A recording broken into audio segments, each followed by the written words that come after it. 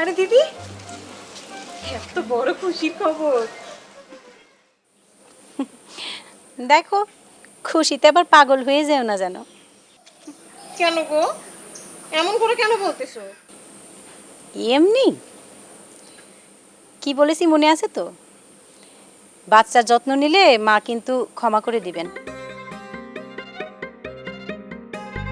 কি রে, কই থাকিস সারাদিন? বাড়িতে এত খুশির খবর। কই কই থাকি আবার কি, আমি তো মহা খুশি। তা এত খুশি যখন, যা গ্রামে যেয়ে মিষ্টি কিনে বিলি করে দিয়ে আয়।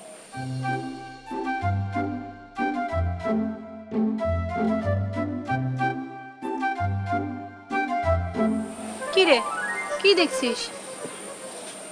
ও পয়সা নাই তো চাচা হইছো, আর মিষ্টি কেনার টাকাটাও তুমি দাদার থেকে নিবা? নিব না তো কি, আমাকে কেউ পয়সা কড়ি দেয়? আগে না হয় একা ছিলাম, পয়সা কড়ি লাগতো না। এখন তো ঘরে একটা মানুষও আছে, পয়সা তো লাগবেই। চল ছোট।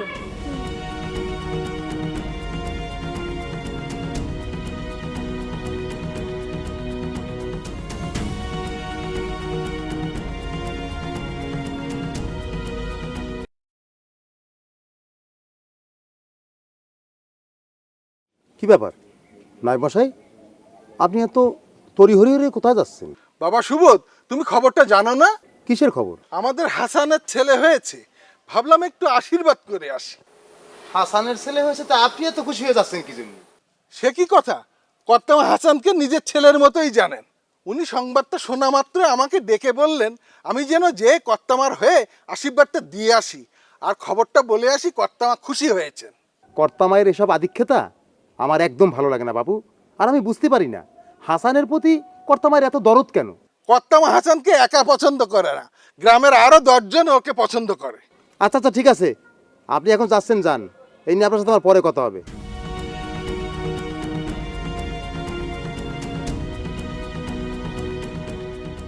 আজকের বৈঠকে তোমাদেরকে একটা বিশেষ কারণে ডেকেছি। সেটা হচ্ছে এবার আমার আসার সময়টা প্রায় শেষ। আমরা যতদূর এগিয়েছি খুব ভালোভাবেই আমরা এগিয়েছি, আমরা অনেক দূর এগিয়ে যেতে পারবো। তোমাদের তোমাদের প্রত্যেকের কাজ আমাকে মুগ্ধ করেছে, আমি এমনটাই আশা করেছিলাম। কিন্তু যে কথাটি তোমাদেরকে বলতে চাচ্ছিলাম, আমি এবার এসেছি, আমার আসার সময়টা প্রায় শেষ হয়ে গেছে।